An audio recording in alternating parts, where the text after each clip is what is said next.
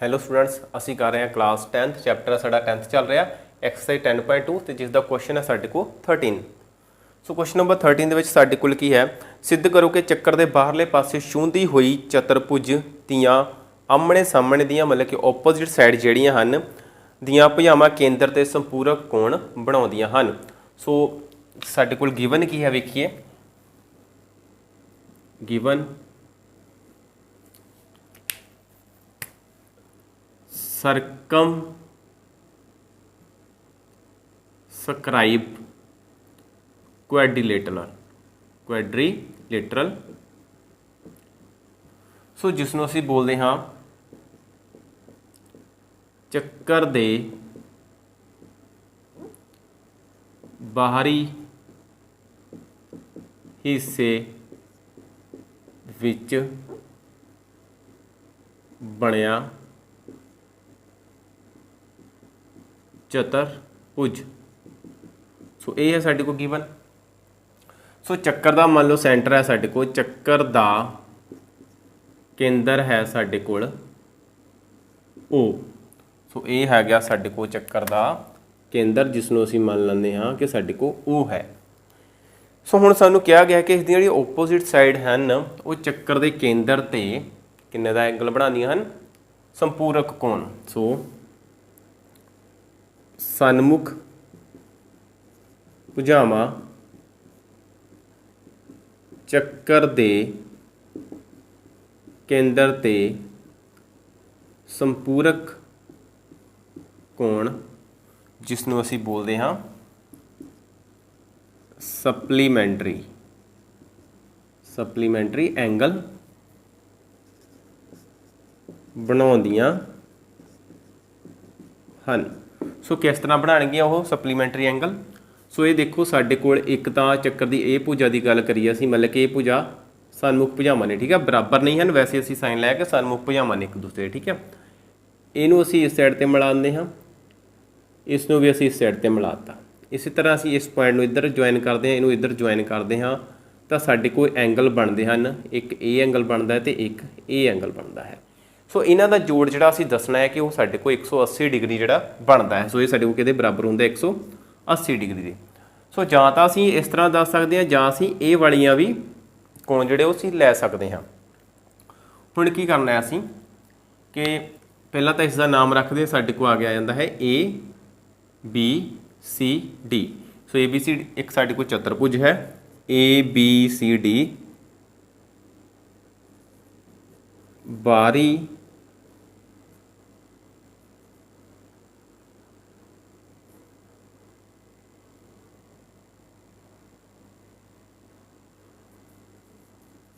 ਹਿੱਸੇ ਵਿੱਚ ਚੱਕਰ ਨੂੰ ਛੂੰਹਦੀ ਚਤੁਰਭੁਜ। ਸੋ ਇਹ ਹੈ ਸਾਡੇ ਕੋਲ। ਹੁਣ ਅਸੀਂ ਇਹ ਸਾਡੇ ਕੋਲ ਦੇਖੋ ਜੋ ਸਪਰਸ਼ ਰੇਖਾਵਾਂ ਨੇ ਬਣਦੀਆਂ ਪਈਆਂ ਸਾਡੇ ਕੋਲ, AB ਸਪਰਸ਼ ਰੇਖਾ ਬਿੰਦੂ, ਇਹਨੂੰ ਰੱਖ ਲੈਂਦੇ ਅਸੀਂ P ਤੇ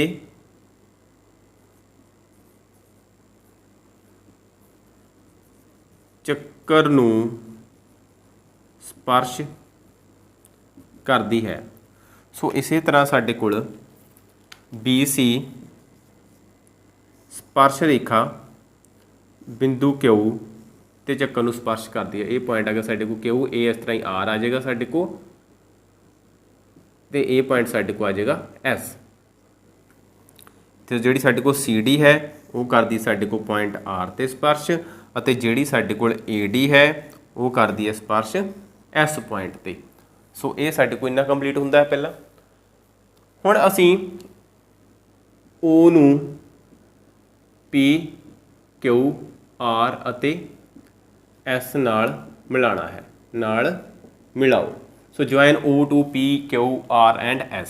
ਸੋ ਇਹ ਦੇਖੋ ਅਸੀਂ ਇਸ ਨੂੰ ਜੁਆਇਨ ਕਰਦੇ ਹਾਂ, ਜਦੋਂ ਇਹ ਕਰ ਦਿੱਤਾ ਗਿਆ, ਇਹ ਵੀ ਕਰਤਾ, ਸੌਰੀ ਥੋੜ੍ਹਾ ਜਿਹਾ ਸਾਡੇ ਕੋਲ ਇਹ ਕਰਤਾ ਅਸੀਂ, ਤੇ ਇਸ ਸਾਈਡ ਐਸ ਦੇ ਨਾਲ ਵੀ ਅਸੀਂ ਜੁਆਇਨ ਜਿਹੜਾ ਉਹ ਕਰਤਾ ਹੈ। ਤਾਂ ਸਾਡੇ ਕੋਲ ਇਹ ਜਿੰਨੇ ਵੀ ਹਿੱਸੇ ਬਣੇ ਹਨ, ਮਤਲਬ ਕਿ ਸਾਡੇ ਕੋਲ ਸਾਰੇ ਹੀ ਐਂਗਲ ਜਿਹੜੇ ਨੇ ਉਹ बन जाते हैं। सो जिस दे विच साडे कोल ये हो जाएगा साडा एंगल 1, इस तरह सर्कल है साडे कोल 2 3 4 5 6 7 8, तो साडे कोल 8 कोण जिहड़े ने वो बन के तैयार हो जाते हैं। हुण असीं इस दे विचों त्रिभुज लवांगे, एक त्रिभुज ए ओ पी ਅਤੇ त्रिभुज ए ओ एस विच। सो इस दी गल करते हैं किहड़ी है साडे कोल, एक है ए वाली ए ओ पी और दूसरी साडे कोल ए ओ एस है। सो जिस दे विच साडे कोल ए ओ बराबर है ए ओ, सो जो साडे कोल है सांझी जां जिसनूं असीं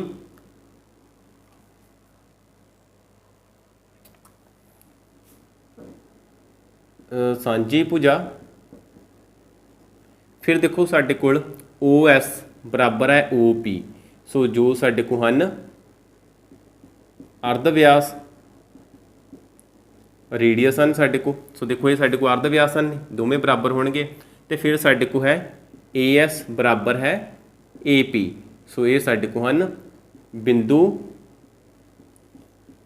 ए तो स्पर्श रेखावां। सो हुण साडे कोल तीन भुजावां जिहड़ियां ने एक दो त्रिभुजां दे विच बराबर आउंदियां हन, इसलिए त्रिभुज ए ओ पी सरबंग सम होएगा साडे कोल त्रिभुज ए ओ एस दे।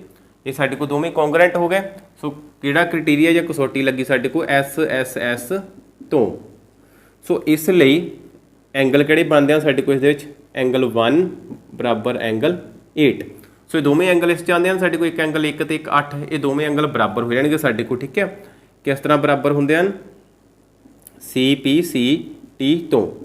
सो ये साडे कोल कोरसपोंडिंग पार्ट्स ऑफ कॉन्ग्रेंट ट्रायंगल, मतलब कि जो भी दो त्रिभुज सरबंग सम सिद्ध हो जाते हैं तो उसके संगत कोण जिहड़े आपस में बराबर होंदे हैं। गल करिए तो 1 8 के बराबर होएगा, तो ये भी दो कोण बनते हैं, ये आपस में बराबर होणगे, तो ये जिहड़े कोण ने साडे कोल ये भी आपस में जिहड़े कि बराबर होणगे। पर सानू इन्हां दी लिखण दी लोड़ नहीं है, जबकि असीं सिद्ध की करना है कि साडे कोल एक इस तरह सर्कल है तो ये साडे कोल पॉइंट है, तो इस तरह जिहड़े एंगल साडे कोल बन रहे हैं इन्हां दा जोड़ साडे कोल 180 डिग्री के बराबर है। सो इस तरह ही साडे कोल इसे तरह हुण ध्यान नाल समझो कि जेकर असीं ए वाली दो त्रिभुज लैंदे, एक ए वाली अते एक ए वाली, तो इस दो तीन कोण हैं साडे कोल, ते दो ते तीन कोण भी साडे कोल आपस की आने सी बराबर। तो इस तरह जेकर असी इस नीचे वाली त्रिभुजां की गल करते इन्हां दी, तां साडे कोल कोण 4 बराबर किहदे आना सी, कोण 5 दे। क्लीयर। सो इस तरह साडे कोल इधर आना सी कोण 6 बराबर है कोण 7 दे। सो आ जांदा है साडे कोल। हुण असीं करदे हां कि एंगल 1 + 2 + 3 + 4 + 5 + 6 + 7 + 8, सो बराबर आ जाएगा 360 डिग्री। क्यों आ जाएगा, क्योंकि साडे कोल एक चक्कर बन रहा है, तो पूरे का पूरा कंप्लीट चक्कर साडे कोल कितना हुंदा है 360 डिग्री का। हुण देखो जिहड़ा साडे कोल एंगल 1 लिखिया सी प्लस इस तरह असीं लिखते हाँ एंगल 2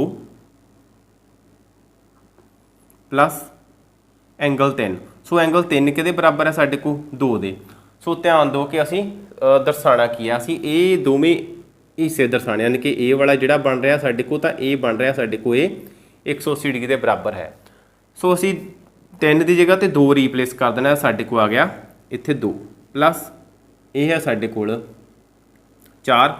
हुण देखो नीचे वाले च साडे कोल की आंदा है 5 कोण आंदा है। सो 5 किहदे बराबर है 4 दे, इसलिए 4 की जगह तो असीं की लिखते हैं 5 प्लस इत्थे भी साडे कोल आ गया 5 प्लस 6 ਅਤੇ 7 की जगह तो साडे कोल आ गया 6 ਅਤੇ 8 के बराबर है 1 दे, तो 8 की जगह तो की आ गया 1 बराबर आ गया 360 डिग्री। हुण साडे कोल देखो 1 कितनी बारी आंदा है 2 बारी, साडे कोल आ गया 2 1 प्लस 2 कितनी बारी आंदा है 2 बारी। सो कोण 2 भी 2 बारी प्लस कोण 5 कितनी बारी आंदा है 2 बारी, तो कोण 6 भी कितनी बारी आ गया साडे कोल 2 बारी, बराबर आ गया 360 डिग्री। सो सारे चों साडे कोल साझा की आ गया angle 1 plus 2 plus 5 plus 6। So bracket 2 आ गया साझा साडे को, बराबर आ गया 360। सो ये साडे को 2 किद्दां साझा आया, क्योंकि सारिਆਂ ਦੇ ਨਾਲ साडे को 2 2 पिया सी, 2 ਨੂੰ ਅਸੀਂ ਲੈ ਲਿਆ बाहर ਜਾਂ कॉमन कर लिया। ਹੁਣ ਸਾਡੇ ਕੋਲ ਹੈਗਾ angle 1 plus angle 2 plus angle 5 plus angle 6 बराबर आ गया 360 डिग्री डिवाइड बाय आ गया साढ़े को 2। सो 2 एकम 2 इनू कैंसल किया 2 एकम 2 2 8 16 तो नाल आ गया 0 180 डिग्री। सो देयरफॉर साढ़े को आ गया 1 प्लस 2 प्लस 5 प्लस 6 बराबर आ जाता है 180 डिग्री। सो देखो साढ़े कोल जो असीं किहा सिद्ध करना है कि इन्हां दोवां कोणां दा जोड़ साड़ा साडे को होएगा बराबर किहदे होएगा 180 डिग्री दे, वो असीं सिद्ध करता है जिस दे विच साडे को किहड़े कोण बन रहे सी 1 2 5 अते 6। इसलिए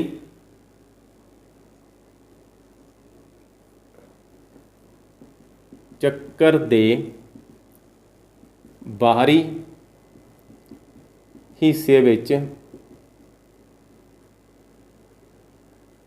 ਜਾਂ ਅਸੀਂ ਲਿਖਦੇ ਹਾਂ ਬਾਹਰੀ ਹਿੱਸੇ ਨੂੰ ਛੂੰਹਦੀ ਹੋਈ ਚਤੁਰਭੁਜ ਦੀਆਂ ਸਨਮੁਖ ਭੁਜਾਵਾਂ ਜਾਂ ਜਿਹਨਾਂ ਨੂੰ ਅਸੀਂ ਕਹੀਏ ਓਪੋजिट ਸਾਈਡਸ ਚੱਕਰ ਦੇ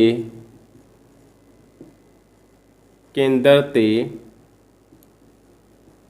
ਸੰਪੂਰਕ ਕੋਣ ਬਣਾਉਂਦੀਆਂ ਹਨ। सो ये सी जो असी सिद्ध करना सी संपूरक कोण का मतलब सप्लीमेंटरी एंगल बनाउंदियां सो जिसका जिहड़ा साडे कोल जोड़ हुंदा है बराबर हुंदा 180 डिग्री दे। सो ये सी साडा क्वेश्चन नंबर 13th। सो जो इस एक्सरसाइज का साडी 10.2 का लास्ट क्वेश्चन सी जिस दे नाल साडी एक्सरसाइज भी कंप्लीट हुंदी है ते नाल दी नाल साडा जिहड़ा चैप्टर है वो भी कंप्लीट हुंदा है। सो उम्मीद करदा कि जिहड़ा क्वेश्चन है तुहानूं क्लीयर हो गया होवेगा ते एक्सरसाइज के बाकी क्वेश्चन भी तुहानूं वधिया लगे होणगे। सो जेकर वधिया लगा है तो लाइक जरूर करो, शेयर जरूर करना है, सबसक्राइब कर लो चैनल में ज़्यादा तो नवीं वीडियोज़ ਜਿਹੜੀਆਂ ਮਿਲਦੀਆਂ ਰਹਿਣ। सो थैंक यू, मिलते हैं नैक्सट क्लास ਦੇ ਵਿੱਚ नैक्सट चैप्टर ਦੇ ਨਾਲ।